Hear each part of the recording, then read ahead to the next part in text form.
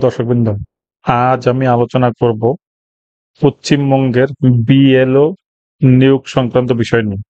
কারণ বিএলও সংকটে নবান্ন, ভোটের কাজে চুক্তি ভিত্তিক কর্মী নয়, এই নির্দেশ দিয়েছেন কমিশন।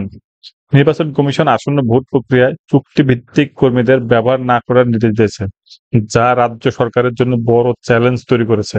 মনোনয়ন জমা নেওয়া, স্ক্রুটিনি কিংবা প্রিসাইডিং অফিসারের মতো গুরুত্বপূর্ণ কাজগুলিতে এতদিন চুক্তিভিত্তিক কর্মীদের ব্যবহারের সুযোগ ছিল।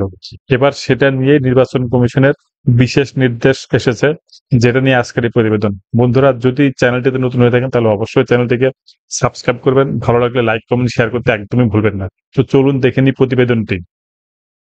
দেখুন, এখানে যেটা লেখা আছে, বিএলও সংকটে নবান্ন, ভোটের কাজে চুক্তিভিত্তিক কর্মী নয়, নির্দেশ দিয়েছেন কমিশন।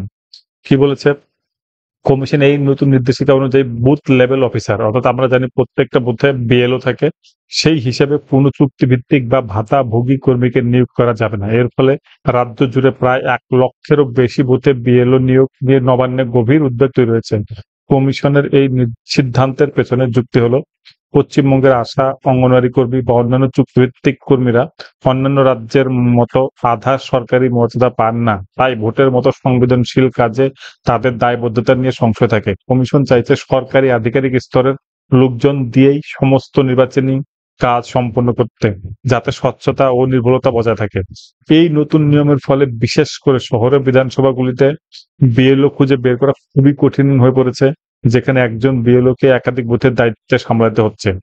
কলকাতা উত্তর, কলকাতা দক্ষিণ এবং দক্ষিণ 24 পরগনার টালিগঞ্জ, যাদবপুর সহ একাধিক কেন্দ্রে বিএলওর তীব্র সংকট দেখা দিয়েছে। এই পরিস্থিতিতে মোকাবেলা কমিশন 13 ধরনের সরকারি কর্মীর একটি তালিকা দিয়েছে যারা বিএলও হতে পারবেন। এছাড়াও যদি অন্য কোনো সরকারি দপ্তরের আধিকারিক বা কর্মী এই কাজের জন্য উপযুক্ত হন, তবে তা রাজ্যের মুখ্য নির্বাচনী আধিকারিকের মাধ্যমে কমিশনকে জানাতে হবে।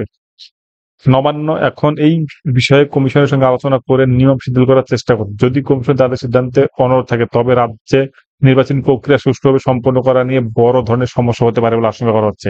এবার চলুন আরেকটা প্রতিবেদন দেখে নিন।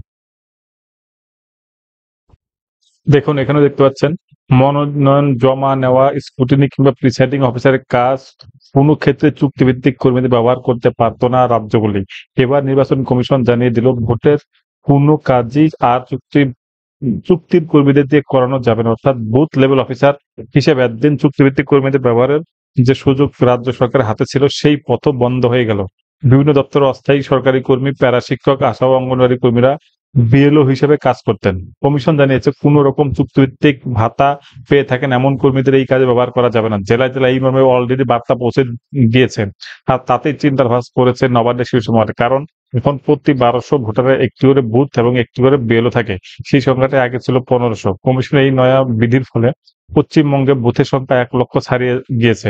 চুক্তিভিত্তিক কর্মীদের ব্যবহার করা গেলে সমস্যা হতো না, কিন্তু এবার এই বিপুল সংখ্যক সরকারি কর্মী কোথায় পাওয়া যাবে, এই প্রশ্নের উত্তর খুঁজতে এখন জেরবার রাজ্য সরকার। সবচেয়ে বড় কথা, বিকল্প হিসেবে কাদের কাজে লাগানো যাবে সেটাও স্পষ্ট করেনি কমিশন।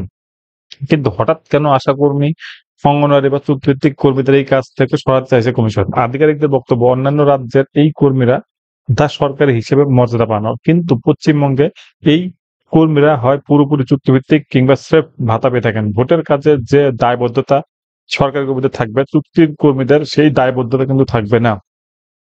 এই সিদ্ধান্তের যে ফাঁকা জায়গা তৈরি হয়েছে তা ভরাট করাতে কাদের দিয়ে করানো যাবে তা নিয়ে উদ্বিগ্ন রাজ্য সরকার।